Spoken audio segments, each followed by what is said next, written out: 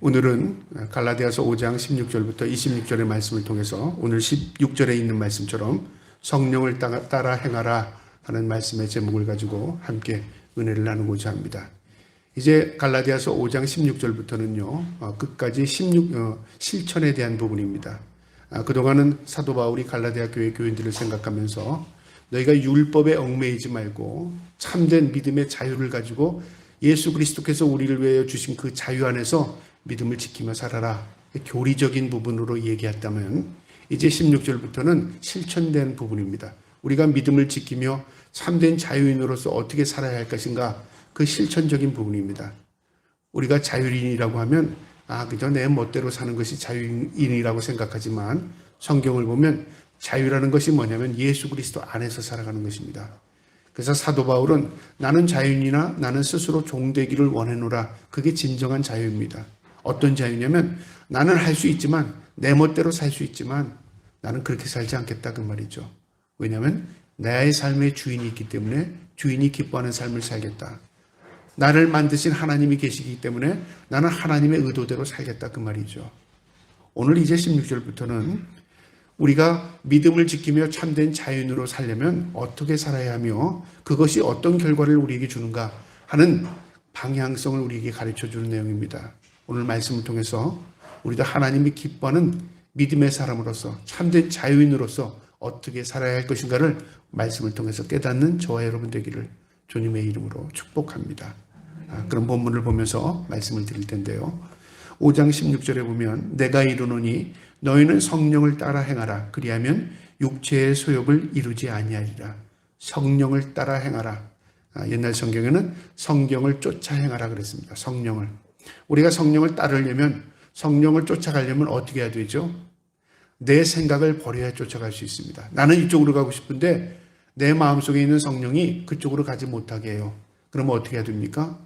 내 모든 것들을 내려놓고 성령이 인도하는 대로 그 방향으로 가야 하는 거죠. 그러니까 내가 성령을 따라 행하려면 내 모든 것들을 포기하는 경우가 있는 것입니다. 그것이 하나님이 기뻐하는 삶이고요. 내게 좋은 결과를 갖게 되고 하나님께 영광이 되는 것입니다. 그래서 내가 하나님을 따라 살려면 반드시 성령이 내주하시는 성령의 인도함을 받아야 합니다. 만약에 그렇지 않으면 육체의 욕심에 이끌리게 된답니다. 그러니까 두 가지죠. 내가 성령을 따라 행하든지 내가 욕심을 따라 육체적인 삶을 살든지 그건 둘 중에 하나라 그 말이죠. 내가 성령을 따라 행하지 않으면 육체의 소욕을 따라 행하게 되고요. 반대로 내가 성령을 쫓아 행하면 육체의 소욕을 따르지 않게 되는 것입니다. 16절에 육체의 소욕은 성령을 거스리고 성령은 육체를 거스리나니 이 둘은 서로 대적하므로 너희가 원하는 것을 하지 못하게 하려 함이라. 우리 안에 두 마음이 있는데요. 성령의 인도함을 받고자 하는 믿음의 마음이 있습니다. 그런가 하면 내 욕심대로, 내 욕망대로, 내 욕구대로 살려고 하는 소욕이 있다 그 말이죠. 그것이 서로 부딪힌답니다. 만약에 같은 방향이라면 부딪힐 일이 없겠죠. 똑같은 방향이라면 문제에 갈등이 없을 겁니다. 그런데 하나님이 기뻐하는 삶과 내 욕심대로 살려고 하는 그 삶이 서로 충돌을 일으킨다 그 말이죠. 이것은 예외가 없어요. 믿음이 있는 사람도요, 그런 충돌을 가지고 있습니다. 더하고 덜하고의 차이죠. 그러면 어떻게 합니까? 내 생각을 내려놓고 성령이 이끄는 삶을 살아가야 하는 것입니다. 그것이 하나님이 기뻐하는 삶이고요. 그것이 진정으로 참된 자유인이고 그것을 통해서 우리가 참된 하나님의 은혜를 경험하게 되는 것입니다. 그래서 내 안에서 서로 충돌하게 된다 그 말이죠. 18절에 너희가 만일 성령의 인도하시는 바가 되면 율법 아래 있지 아니하리라. 진정으로 너희가 자유인이 되려면 성령의 인도함을 받아야 된다 그 말입니다. 하나님께서 우리를 위하여 예수 그리스도를 우리에게 내어주셨어요. 그리고 그분이 우리의 대속의 죽음을 죽으셨어요. 우리는 그 죄값을 예수 그리스도께서 다시 다 치워주셨습니다. 우리는 이제 참된 자유인입니다. 하나님 보시기에요. 그럼에도 불구하고 우리가 율법대로 산다면, 어떤 틀 안에 산다면 어떤 결과가 있죠? 참된 하나님의 마음을 아프게 하는 겁니다. 그래서 참된 자유라는 것은 무엇이냐면 이 세상에서 내 멋대로, 내 생각대로, 내 욕심대로 사는 게 아니라 성령에게 이끌리는 삶입니다. 진정으로 하나님이 기뻐하는 삶이 진정한 자유입니다. 그래서 성경이 말씀하는 이 내용은요, 굉장히 깊이가 있습니다. 우리의 생각의 자유와 성경이 말하는 진정한 예수 그리스도에서의 자유는 생각이 완전히 차이가 있습니다. 우리의 자유는 내 멋대로입니다. 중심이 납니다. 그런데 성경이 말하는 진정한 자유는 예수 그리스도 안에서입니다. 내 안에 주인 되시는 예수 그리스도를 모시고 사는 겁니다. 그게 진정한 자유입니다. 그리고 하나님이 기뻐하는 삶을 살아갈 때 우리가 진정한 자유를 누리게 되는 것입니다. 이것은 경험되어 가는 것입니다. 그 이야기입니다. 그래서 성령의 인도함을 받으면 율법 아래 있지 않게 되는 것입니다. 16절에요. 이제 구체적으로 설명을 해주는데, 육체의 일은 너희가 만약에 육체의 소욕을 너희 욕심대로 살면, 너희의 생각대로 살면, 너희의 욕망대로 살면 그 말입니다. 어떤 결과가 일어나냐면 분명하답니다. 확실히 이런 결과가 나타난답니다.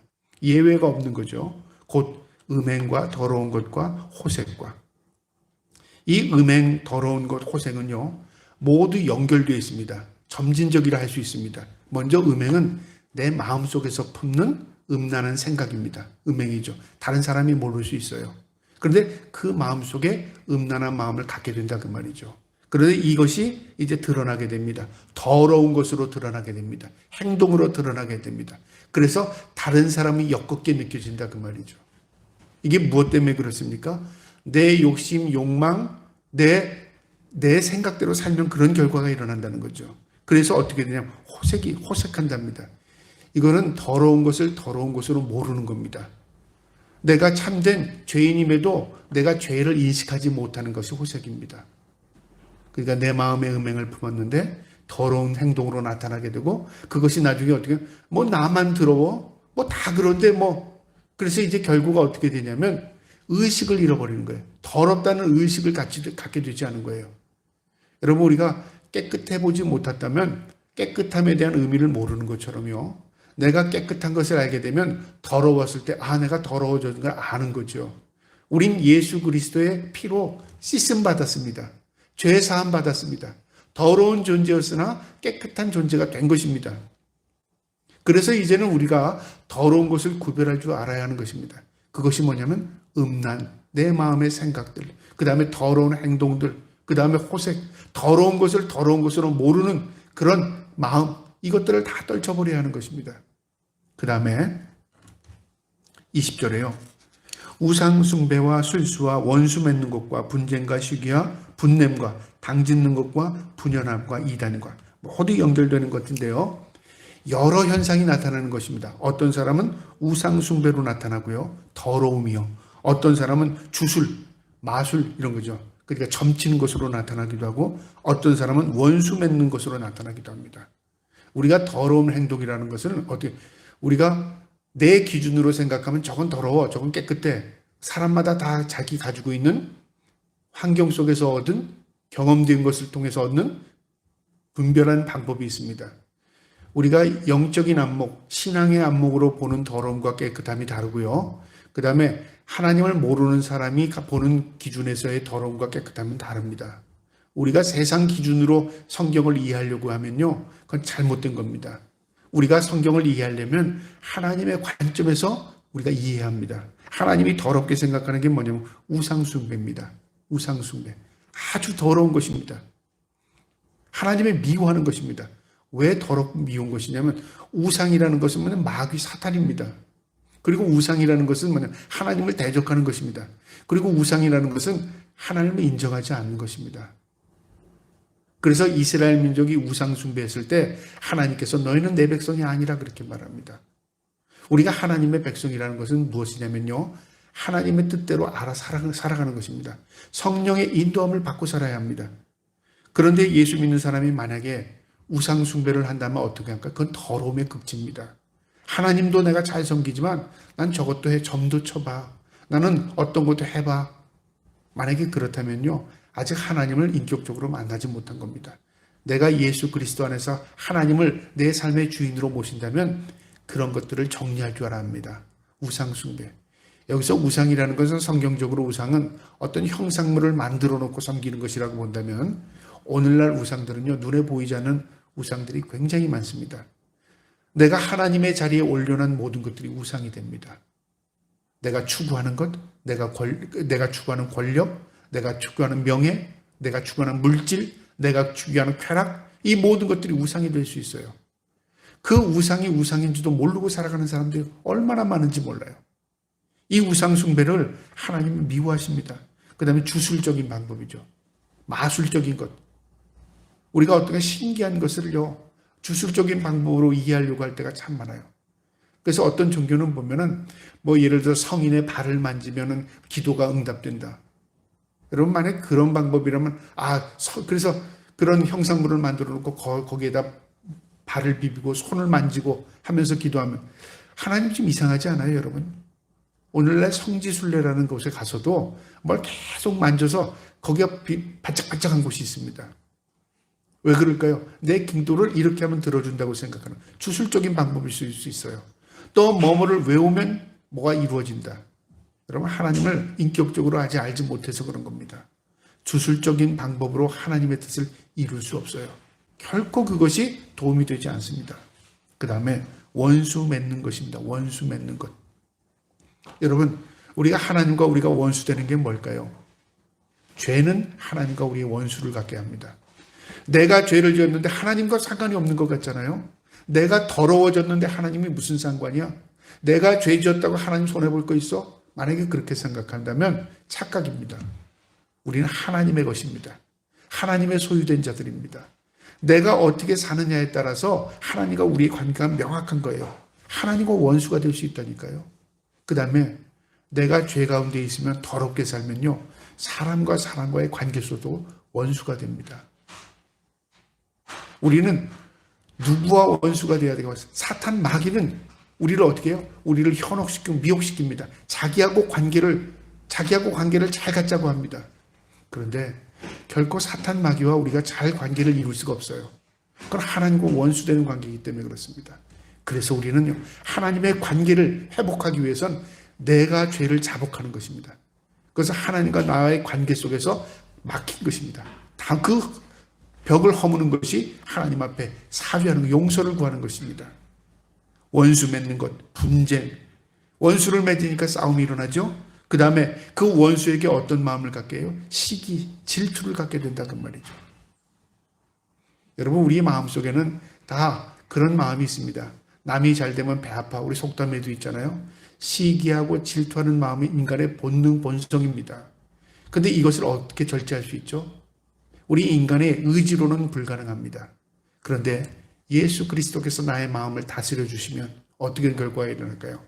그에게 축하할 수 있고요. 그에게 용기를 줄 수 있고 오히려 그에게 격려할 수 있습니다. 나보다 더 잘된 것에 대해서. 이건 참으로 세상에서 가질 수 없는 마음입니다. 그런데 이런 마음을 하나님께서 우리에게 주실 수 있다는 말이죠. 그러니까 여기서 육체의 모든 일들을 제어할 수 있는 것은 우리의 의지로 되는 게 아닙니다.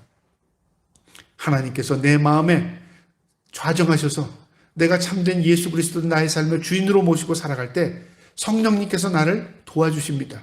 너 그런 생각하지 마. 너 그런 나쁜 마음 가지 마. 너 죄된 길을 돌이켜. 성령이 우리를 보호해 주시고 지켜주시는 겁니다. 그런데 육체의 일은 이런 결과를 이끌어낸답니다. 당짓는 것, 그 다음에 분열함, 이단, 모든 게 나눠주고 싸우고 분열하는 거죠. 여러분, 악한 사람들이 하나로 끝까지 뭉쳐서 한 마음으로 일치하는 거 보셨어요? 여러분, 악한 것은요, 그들이 때로는 뭉칩니다. 그러나 나중에 그것들이 자기들끼리 또 싸워서 또 분열됩니다. 악한 마귀가 역사하는 것을 보면요, 그 악한 사람들끼리 하나 뭉치는 것 같지만 시간이 지나면 그들 스스로 분열합니다. 선한 것은 어때요? 뭉치려고 하지 않습니다. 다 예수 그리스도 안에서 믿음을 지키며 살면 어느 순간에 내 주위에 다 믿는 사람들이 모이게 돼요. 신비입니다, 신비. 그래서 내가 좋은 믿음의 사람을 만나려고 하고 내가 좋은 믿음의 길을 걸으려고 하면 내 자신이 먼저 믿음으로 살아야 합니다. 내가 믿음으로 살면 내 주위에 믿음의 사람들이 생기고요. 내 주위에 믿음의 사람이 생기면 하나님의 택한 믿음의 사람들이 그곳으로 다 몰려듭니다. 그 중심은 뭐냐면 예수 그리스도 안에서 믿음으로 사는 겁니다. 내가 좋은 사람 만나야지. 믿음의 사람만 사귀어야지. 믿음 좋은 사람하고 내가 잘 지내야지. 여러분, 그런 생각 안 해도 괜찮습니다. 왜냐하면 내가 믿음을 지키려고 하면요, 하나님께서 내 주위의 믿음의 사람으로 뭉치게 하여 주셔요. 그것이 본질인 것입니다. 이처럼 육체의 일을 사는 사람들은 우상, 원수 맺는 것, 분쟁, 시기, 분냄, 당 짓는 것, 분열, 이단, 21절에 투기와 술 취함과 방탕함. 이제는 어떻게 하냐면 하나님과의 관계도요, 원수 관계가 되지만 자기도 망치게 됩니다. 남을 미워하니까 그도 자신을 미워하게 되죠. 그 다음에 술 취하면 이 술 취한다는 건 무엇을 의미해요? 술만 취한다는 의미가 아닙니다. 내 자신이 이제 정신을 잃어버리는 겁니다. 그래서 중독 상태가 되는 거죠. 방탕합니다. 또 그와 같은 것들이라 수없이 많다 그 말이죠. 먼저는 상대를 망하게 하고요. 그 다음에 그 집단을 망하게 하고 그 다음에 나를 망하게 합니다. 이런 일들을 하는 자들은 하나님의 나라를 유업으로 받지 못할 것이요. 무슨 말입니까? 하나님의 나라를 유업으로 받지 못한다. 천국 못 간다 그 말이죠. 천국 못 간다는 건 뭐예요? 그들이 이 땅에서 어떻게 살든 하나님과 관계없는 살이라 천국 못 간다 그 말입니다. 그 다음에 22절에는요. 이제 하나님의 백성은 믿음으로 사는 자들, 성령에 이끌리는 자들 어떤 결과가 일어나냐면 22절에 오직 성령의 열매는 성령의 이끌림을 받는 사람은 이 말이죠. 사랑과 희락과 화평과 오래 참음과 자비와 양성과 충성과 온유와 절제니 9가지 열매 그렇게 말하잖아요. 성령의 9가지 열매. 이 성령의 이 열매는 단수로 되어 있습니다. 위에 있는 육체의 일은 복수로 되어 있습니다. 영어 성경을 보면요. 이 헬라어 성경도 마찬가지예요. 복수는 여러 가지 지저분한 일들이 나타난다 그 말이죠. 그런데 성령에 이끌리는 일은 단수로 되어 있어요. 그 열매가 주렁주렁 한 줄기에서 주렁주렁 맺어갑니다. 성령의 열매는 사랑의 열매가 나타나죠. 왜 사랑의 열매가 나타납니까? 하나님은 사랑이시라. 예수 그리스도는 사랑이시라. 너희는 세상의 빛과 소금이 되라. 내가 사랑한 것처럼 너희도 사랑하라. 사랑의 열매를 맺게 된다는 거죠. 이 사랑은요, 에로스나 필레아가 아닙니다. 감정적이나 것이나 인간의 동요에서 일어나는 사랑이 아닙니다. 아카페입니다. 희생적인 사랑입니다. 인간이 갖지 않는 사랑이에요. 우리가 이 세상에서 아무리 사랑을 말을 해도요, 성경이 말하는 사랑과는 다른 겁니다. 성경 속에서 말하는 사랑은 아카페입니다. 하나님이 우리를 사랑한 그 사랑입니다. 하나님이신 예수 그리스도께서 자신을 희생해서 우리를 위해 구원하신 그 사랑입니다. 우리가 그 사랑을 가질 수 없습니다. 그런데 하나님이신 예수님이 우리 안에서 내주하시면, 성령이 나와 함께 하시면 내가 하는 게 아니라 성령의 도움을 통해서 내가 아카페의 사랑을 갖게 되는 겁니다.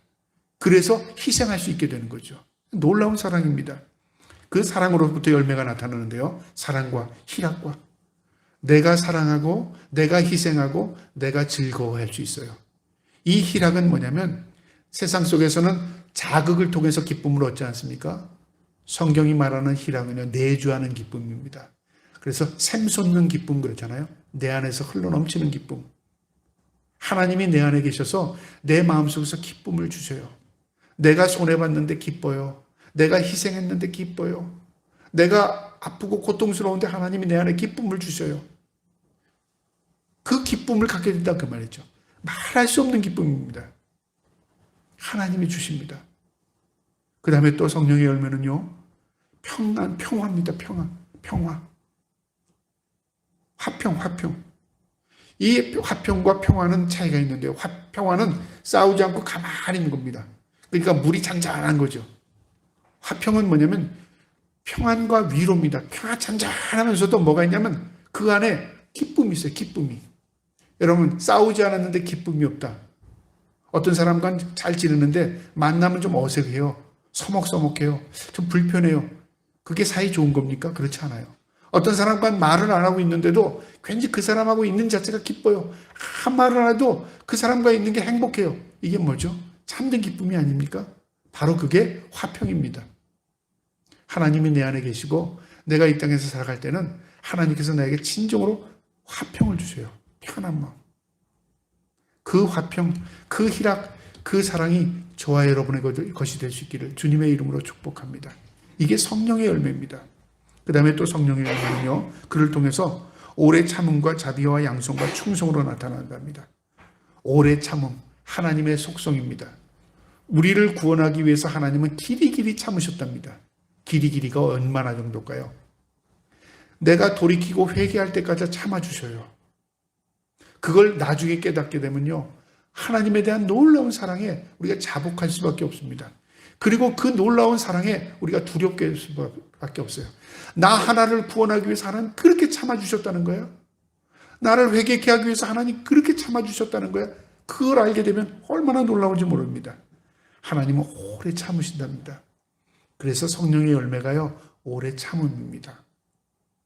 내가 참는 겁니다. 무엇 때문에요?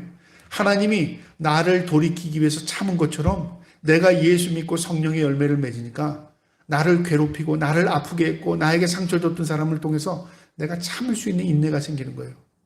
왜요? 성령이 나에게 참으라고 하니까. 그래서 내 안에서 그런 열매들이 나타나는 겁니다. 여러분, 성령의 열매를 잘 보셔야 돼요. 성령의 열매는 내가 잘 되는 게 아닙니다. 성령의 열매는 내가 맺고 하나님이 기뻐하는 열매들을 맺어가는 겁니다. 누구를 통해서요? 바로 저와 여러분을 통해서. 이처럼 하나님의 속성을 닮아갑니다. 그 다음에 자비합니다. 자비. 내가 남을 사랑으로 품어요. 그걸 베풀어요. 은혜를 베풀어요. 하나님께서 우리에게 은혜를 베풀지 아니었다면 우리는 한 사람도 구원받을 수 없습니다. 그런데 하나님께서 우리를 구원하기 위해서 독생자 외아들을 이 땅에 우리의 죄를 짊어지고 죽게 하셨습니다. 자비입니다. 이제 우리가 그 은혜를 입은 사람들입니다. 그래서 우리도 이제 그 은혜를 입은 사람으로서 자비를 베풀며 삽니다. 그다음에 양선, 남에게 선을 베풀 수 있는 마음을 갖게 됩니다. 그 다음에 충성합니다. 누구에게요? 사람에게 충성하는 게 아니라 하나님께 충성하게 된다 그 말이죠. 이게 모두 성령의 열매입니다. 그 다음에 23절에 온유와 절제니, 온유한 마음. 우리 하나님의 속성이 온유죠. 온유. 편안하면서도 뭔가 남에게 위로를 주는 마음, 온유한 마음입니다. 남을 불편하게 하지 않아요. 남을 힘들게 만들지 않아요. 남에게 참된 평안을 가져다 줍니다. 위로를 줍니다. 그러면서 절제합니다. 자신을 통제하고 자신을 절제합니다. 여러분, 믿음이라는 게 뭘까요? 믿음은 통제와 절제력을 갖는 겁니다. 내가 믿으면서도 나는 자유인이라고 말하면서도 내 멋대로 살아요. 그건 자유가 없는 사람이고요. 그건 절제가 없는 사람입니다. 진정한 자유는 내가 가지 말아야 할 곳에 가지 않고요. 하지 말아야 할 것에 하지 않고요. 해야 할 것을 하고요. 가야 할 곳을 가는 것입니다. 이건 무엇입니까? 의지입니다. 의지. 내가 왜 그런 의지로 살아가야 합니까? 나는 하나님의 백성이기 때문에, 성령의 인도함을 받기 때문에. 그래서 구별할 줄 알고 분별할 줄 압니다. 내가 가야 할 자리, 내가 있어야 할 자리, 내가 가지 말아야 할 자리, 내가 있어야 되지 않아야 할 자리를 아는 거지요.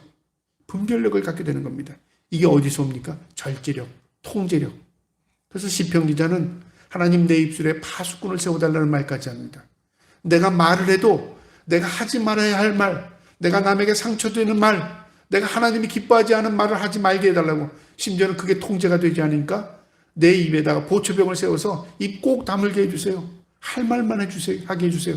그런 기도를 했습니다. 여러분, 이처럼 절제라는 것은요, 성령의 열매입니다. 저와 여러분이 이 성령의 9가지 열매들을 주렁주렁 맺어갈 수 있기를 주님의 이름으로 축복합니다. 이와 같은 것은, 이런 모든 열매들은 금할 자가 없답니다. 이것은 법으로도 되지 않고요, 누구도 억압할 수 없답니다. 왜요? 이것은 성령 안에서 자연스럽게 맺어가는 열매이기 때문에 그래요. 하나님이 우리를 통해서 주시는 열매이기 때문에 그래요. 내가 이것을 맺으려고 해서 맺어지는 게 아니라 성령 안에서 성령의 이끌림을 받으면 자연스럽게 사랑의 열매부터 절제 열매가 주렁주렁 맺어간다 그 말이죠.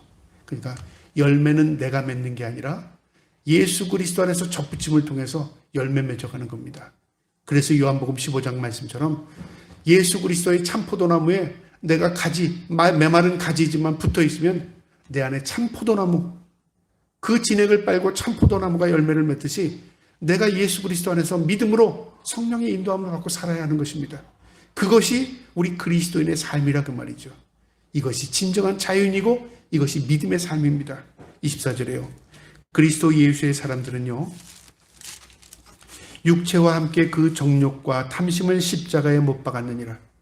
그리스도인들, 하나님이 택함받은 백성들, 내 삶의 주인으로 모시는 그 그리스도인들은 정욕과 탐심, 이 세상의 모든 사람들이 소유하고 있는 정욕, 그리고 탐심, 내가 더 많이 갖고 내가 더 누리고 살고 싶고 내가 남의 것을 빼앗고 싶은 그런 탐심에 십자가에 못 박혔답니다. 그러니까 다 버렸다, 다 죽였다 그 말이죠. 그래서 이제는 내가 사는 것이 아니라 내 안에 그리스도가 산다는 말처럼 이제는 내가 예수 그리스도 안에 있으면 이제는 내 모든 것이 없어진 거예요. 나는 그리스도의 향기, 그리스도의 사람이 되는 것입니다. 이것이 진정의 자유인입니다. 마지막 25절 26절에요. 만일 우리가 성령으로 살면 또한 성령으로 행하리니, 우리가 성령의 이끌림을 받는다면, 내가 진정한 자유인이라면, 내가 믿음으로 사는 사람이라면 성령으로 행할지니라. 여러분, 성령에 행한다는 게 뭘까요? 성령을 따라 산다, 성령을 쫓아 산다, 성령의 인도함을 받고 산다 그 말입니다. 26절에 헛된 영광 구하여 서로 노엽게 하거나 서로 투기하지 말지니라. 여러분, 마지막 중요한 말씀입니다. 헛된 영광, 아무 영광, 부스러기 같은 것, 뜬구름 같은 것, 그것의 꿈 가지고 살지 말라고 말이죠. 여기 헛된 영광이 어디에 있습니까? 세상에 주는 모든 것들은 헛된 영광입니다. 내가 남보다 더 잘 되고 싶고, 내가 남을 지배하고 싶고, 내가 남보다 명예롭게 살고 싶고, 내가 꿈을 이루고 싶고, 여러분, 이게 잘못됐다는 게 아닙니다. 그게 헛된 영광이 될 수 있습니다. 여러분, 헛된 영광이라는 것은 세상의 기준으로 내가 살아가는 겁니다. 세상의 기준은 어떻죠? 1등부터 꼴등까지 서열이 있습니다. 1등은 2등보다 난 겁니다. 2등은 3등보다 난 겁니다. 내가 아무리 잘해도 내 위에 있어요. 나보다 앞선 사람이 있어요. 나보다 앞선 사람에게는 뭔가 비참해지고, 나보다 못한 사람은 내가 윽식거리고 교만해지고, 이게 세상 것입니다. 영광을 그런 식으로 추구하게 되면 어떻게 될까요? 내가 하나님 앞에 은혜를 입은 것 같다가도 나보다 좀 더 잘 되는 것 같은 사람을 보면, 왜 나는 지지리도 이렇게 살지, 저 사람은 또 하나님 앞에 복 받았는데, 그런 착각을 하게 된다니까요. 여러분, 무엇이 영광이고 무엇이 진정한 영광입니까? 우리 주님이 추구한 영광은 뭐였어요? 하나님의 뜻을 이룬 것이었습니다. 십자가 지는 것이 그 진정한 영광이었어요. 여러분, 그 기준으로 세상을 볼 수 있기를 주님의 이름으로 축복합니다. 쉽지 않습니다. 그러나 우리가 항상 무슨 일을 당할 때 하나님이 무엇을 기뻐하신가를 생각하면요, 그 기준점을 발견하게 됩니다. 오늘 이 말씀에서 우리에게 주는 교훈이요, 성령의 열매를 맺기 위해서는 우리가 진정으로 하나님이 기뻐하는 성령을 따라 행하려면 어떻게 해야 되는가? 우리의 마음을 주님께 드려야 합니다. 마음입니다. 마음. 여러분, 마음을 드린다는 말이 뭘까요? 마음을 드린다는 것은요, 내 자신이 연약성을 인정하고 철저하게 주님만을 신뢰하는 겁니다. 주님을 믿는 것이 마음을 드리는 겁니다. 주님을 신뢰하는 것이 마음을 드리는 겁니다. 그래서 사도 바울의 고백이 있습니다. 로마서 7장 19절부터 25절에 사도 바울의 고백 가운데 내 속에 죄가 있던 걸 깨닫답니다. 오호라, 나는 공고한 자로다. 이 사망에서 누가 나를 구원할까? 사도 바울은 복음을 열심히 전하고 자기가 희생하고 하면 할수록 자신이 죄인임을 깨닫게 돼요. 희망이 없음을 깨닫게 돼요. 소망이 없음을 깨닫게 돼요. 그러면서 어떻게 철저하게 주님을 의지합니다. 그러면서 무엇을 깨닫게 돼요? 내가 하는 것이 아니라 내 안에 계신 그리스도께서 하시는 것이다. 철저하게 하나님을 신뢰하고 자신의 마음을 하나님께 드립니다. 여러분, 우리의 마음을 드려야 하나님이 기뻐하십니다. 저와 여러분이 성령의 이끌림을 통하여 하나님께 우리의 온 마음을 드릴 수 있기를 주님의 이름으로 축복합니다. 또한 우리가 성령의 열매를 맺기 위해서는 정욕과 탐심을 버려야 합니다. 여러분, 사탄은 우리에게 욕망과 욕심으로 지배하게 만듭니다. 저와 여러분이 우리 본능인 욕심과 욕망을 십자가 아래 내려놓기 바랍니다. 그리고 우리의 삶을 참된 자유인으로서 믿음으로써 주님을 따르고 주님 앞에 우리의 온 마음을 들여 믿음의 승리자의 삶을 살아갈 수 있는 저와 여러분 될 수 있기를 주님의 이름으로 축복합니다. 아멘.